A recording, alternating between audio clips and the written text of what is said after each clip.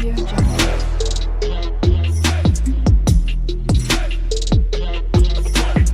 Audio Jungle. जर मित्रांनो तुम्ही ओडिशाला भेट दिली तर तुम्ही 13व्या शतकातील कोणार्क सूर्य मंदिराला भेट दिली पाहिजे, जे राज्यातील सर्वात लोकप्रिय पर्यटन आकर्षणांपैकी एक आहे. वास्तुकलेचा एक अद्भुत चमत्कार असलेले हे मंदिर सूर्यदेवाच्या उंच रथासारखे दिसावे यासाठी डिझाईन केले होते, ज्याला 7 घोडे ओढतात. कोणार्क सूर्य मंदिरांबद्दल मनोरंजक तथ्ये जाणून घेण्यासाठी मित्रांनो हा व्हिडिओ शेवटपर्यंत नक्की पहा.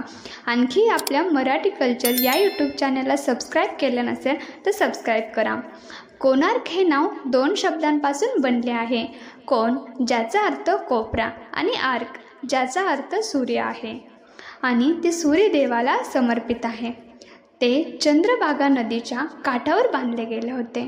ते अशा प्रकारे बांधले गेले आहे की सूर्याचा पहिला किरण मुख्य मंदिर संकुलातील विशाल सूर्य मूर्तीवर पडतो, आणि आजपर्यंत सूर्याच्या किरणांवर पडणाऱ्या सूर्याच्या किरणांवरून तुम्ही वेळ सांगू शकता, जे सूर्यघड्याळ म्हणून काम करते.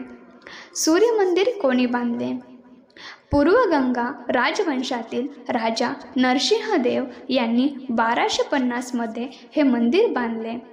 मुस्लिम आक्रमकांना पराभूत केल्यानंतर नरसिंहदेवांनी कोणार्कमध्ये सूर्य मंदिर बांधले असे म्हणतात.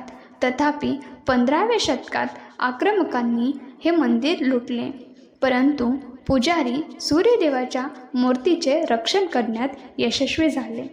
त्यावेळी संपूर्ण मंदिराचे मोठ्या प्रमाणात नुकसान झाले होते आणि ते हळूहळू वाळूने झाकले गेले होते. त्यानंतर ब्रिटिश राजवटीत काम सुरू झाल्यानंतर 20व्या शतकात कोणार्क सूर्य मंदिराचा शोध लागला. सूर्य मंदिर का खास आहे? मंदिर सूर्यदेवाच्या रथाच्या आकारात बांधले गेले आहे. या रथाला 24 चाके आहेत आणि 7 घोडे ते ओढत आहेत. 7 घोडे आठवड्याचे 7 दिवस दर्शवतात, तर 24 चाके दिवसाचे 24 तास दर्शवतात.